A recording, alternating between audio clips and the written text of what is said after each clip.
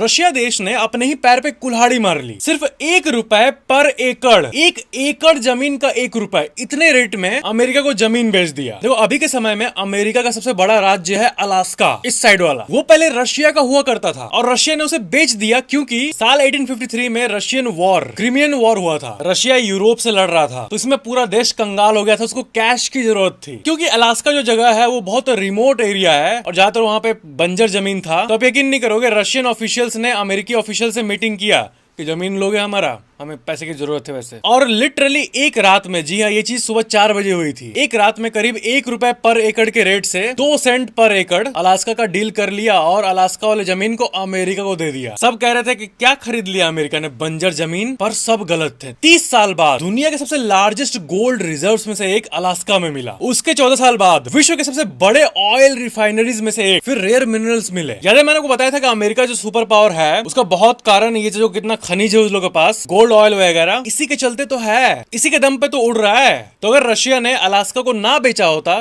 तो शायद Russia America से बड़ा सुपर पावर होता अभी। क्योंकि माना कि उस टाइम वॉर के चलते पैसा कम था, लेकिन जमीन का तेल तो कभी ना कभी तो डिस्कवर हो ही जाना था ना, बस वक्त की बात थी, है ना। एक फ्रोजन वेस्ट लैंड, फालतू लैंड जैकपॉट निकल गया। बहुत लोग अलास्का का साइज का आइडिया लेना चाहते होंगे, तो देखो हमारा जो पूरा उत्तर प्रदेश का स्टेट है ना, उसको लो और उसको इंटू 7 कर दो। उतना बड़ा एरिया है अलास्का का, ₹1 पर एकड़ के रेट में। लाइक सब्सक्राइब जरूर करना।